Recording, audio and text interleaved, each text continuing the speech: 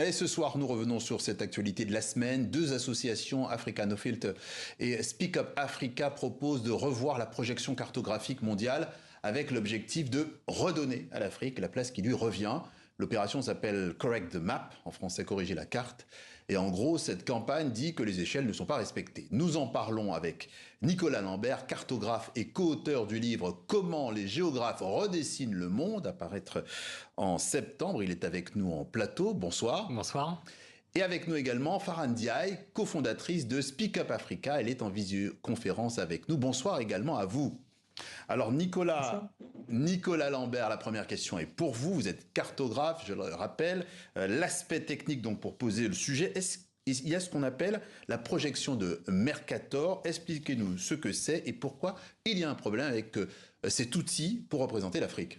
Alors, Mercator, c'était un cartographe-géographe du XVIe siècle et il avait eu à cette époque, donc il avait créé un planisphère, donc une représentation du monde qui était dédiée à la navigation en mer. Donc ce planisphère, il avait plusieurs avantages, par exemple, la forme des pays, des continents était tout à fait bien respectée et les navigateurs pouvaient tracer une ligne droite sur cette carte et naviguer à cap constant. Donc c'était très pratique pour naviguer à l'époque des grandes découvertes. Mais problème, plus on monte en latitude, donc plus on va vers le nord, plus la taille des pays est surreprésentée. Donc les pays du nord sont beaucoup plus gros, surreprésentés par rapport aux pays du sud. Et c'est bien là le vrai problème de cette projection. Farhan Ndiaye, je me tourne vers vous, vous avez évidemment la même analyse. C'est ce qui vous a mené avec l'association Speak Up Africa vers cette campagne Correct the Map?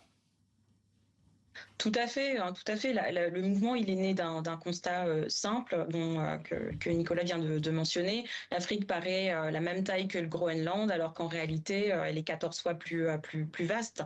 Et pour nous, cette distorsion qui est présente sur la projection de Mercator, elle peut plus être considérée comme un détail technique. C'est un symbole puissant qui a façonné l'imaginaire collectif et qui contribue à marginaliser l'Afrique dans les représentations à l'échelle mondiale. On a donc décidé en fait de transformer ce biais en un plaidoyer citoyen et politique en lançant la campagne en avril dernier, avec pour ambition que l'Afrique soit vue et reconnue dans toute sa grandeur, sa diversité et son importance géopolitique. Alors parlez-nous de cette projection qui remplacerait effectivement celle qui existe actuellement. Equal Earth, c'est une première étape, j'imagine? Tout à fait, c'est une première étape. Bon, c'est vrai que je pense qu'on en parlera certainement tout à l'heure. Il existe énormément de projections. On a décidé de se concentrer sur la projection Equal Earth parce qu'elle met l'accent vraiment sur les proportions. Et pour nous, justement, les cartes, elles sont jamais neutres en fait. Hein. Elles sont toujours pleines de symboles. Et il était important pour nous de pouvoir corriger cette distorsion à laquelle plus personne ne fait attention maintenant. Oui. Et pour nous, encore une fois, ces cartes, elles façonnent l'imaginaire collectif. Donc, quand un enfant africain qui plus est voit son continent représenté plus petit qu'il ne l'est réellement, bah, ça fragilise sa confiance, son sentiment d'appartenance aussi quelque part.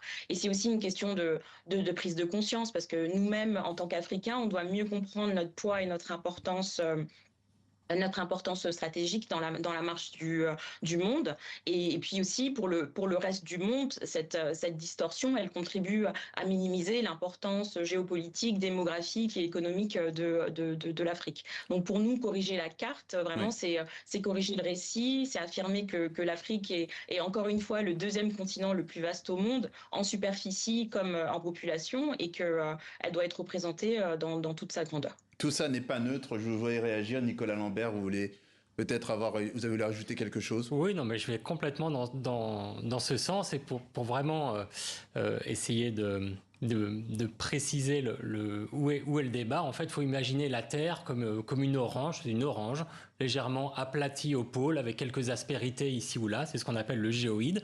Et une projection cartographique, c'est le fait de éplucher cette écorce d'orange et l'écraser sur une table pour en faire une surface plate. Un planisphère, c'est une sphère plate. Et quand on fait cette opération-là, ben, on effectue des déformations et donc on peut avoir une infinité de représentations du monde. Et on a un choix à faire. Soit on conserve la forme des pays, soit on conserve leur surface. Sur la projection de Mercator, c'est la forme qui est privilégiée au détriment de la surface, et donc ça véhicule un rapport de domination nord-sud, qui a été très bien dit. Et sur la projection Equal Earth, c'est plutôt la surface des pays qui est privilégiée au détriment de leur forme. Elles peuvent être, pas tout à fait la forme des pays, mais c'est un choix qui effectivement est loin d'être un choix politique. Exactement.